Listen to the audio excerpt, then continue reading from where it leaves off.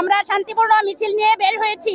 এরপর এদের রুবির মেয়ের জামাই এবং রুবির মেয়ের জামাইয়ের যত দলবল আছে তাদের এই কুখ্যাত সন্ত্রাসী থেকে, চুরি ডাকাতি থেকে, ছেলে ছিনতাইকারী থেকে এবং ঘরের দরজায় দরজায় প্রতিদিন রাত্রে ধাক্কায়, আইনের পোশাক পরেও ধাক্কায় তারা, কিন্তু আমরা তাদেরকে কিছু করতে পারি না। পুরুষ শূন্য এলাকা। আমরা চাই আমাদের নিরপরাধ পুরুষরা সবাই দেশে ফিরে আসুক, দেশের শান্তি দেখ।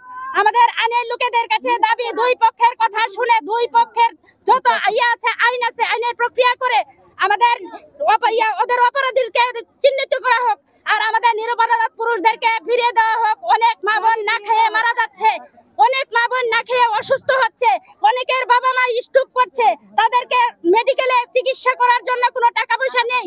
কারণ যাদের একটি ছেলে, যাদের ঘরে একটি মেয়ে জামাই, যার কোনো ছেলেই নাই, তারা কিভাবে চলবে? হয়তো একটা চাচাতো ভাই একটা সংসার চালায়, হয়তো একটা ছেলেই একটা সংসার চালায়, কারণ ওই ছেলেটা আজকে পালিয়ে আছে কোনো অপরাধ না করে।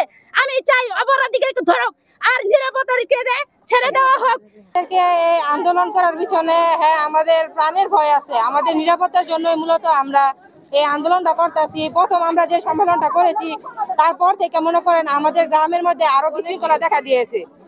আমরা আন্দোলন করার পর এখন ভালোভাবে থাকতে পারতাছি না। এখন মনে করে যে আইনের লোক ছাড়াও হয়তো ভাড়া করা গুন্ডা বা কোনো সন্ত্রাস বা কোনো লুবির কোনো করা লোক গ্রামের মধ্যে ঢুকে তারা পরিচয় দিতেছে তারা পুলিশ, অথচ তাদের কাছে কোনো ইউনিফর্ম নাই, তাদের কাছে কোনো আইডেন্টিফাই নাই। কেন? তারা যদি পুলিশ হয়, তারা যদি গ্রামের মধ্যে ঢুকে আমাদেরকে নিরাপত্তা দেওয়ার জন্য তাদের পোশাক সহকারে ঢুকবে। সরকার কি তাদেরকে পোশাক দেয় নাই? সরকার কি তাদেরকে এনআইডি কার্ড দেয় নাই?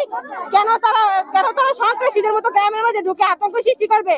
এই জনকে সেই জনকে হয়রানি করবে। ছোট ছোট বাচ্চাদেরকে আপনার প্রশ্ন করা হয়, জিজ্ঞেস করা, বাচ্চারা ভয়ে কাঁপে। আপনাদের আইন কি বলে যে 10 জন নিরপরাধী, 10 জন অপরাধী খোলা বাতাসের নিচেও ঘুরে একজন নিরপরাধ যেন শাস্তি না পায়। চুরি এবং ডাকাতিগুলির পিছনে মেন হইল রুবির স্বামী, রুবির অবৈধ স্বামী। ওনার কোনো লিগ্যাল স্বামী নেই। ওই মহিলা একটা নষ্টা দুশ্চরিত্রা। ওই মহিলার স্বামী কয়জন থাকতে পারে?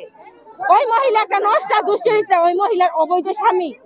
ওই অবৈধ স্বামীর উপর আমাদের সন্দেহ যে উনি আমাদেরকে আতঙ্কিত করার জন্য এরকম করতেছে, আমাদেরকে হুমকি দিতেছে যে আমাদের গ্রামের মধ্যে পুরুষ নাই, মহিলাদেরকে নির্যাতন করা হবে। ওই সন্ত্রাস ঢুকে এসে আমাদেরকে কুবাইবো, ঘরের মধ্যে ফালাই এসে ওই আমাদেরকে হুমকি দিতেছে যে আমাদেরকে গ্রামের মধ্যে কুবানো হইব, আমাদের গ্রামে পুরুষ না মহিলাদেরকে নির্যাতন করা হবে। ভাই, আমরা মরতে রাজি, কিন্তু কোন নিরপরাধীকে শাস্তি দিতে রাজি না।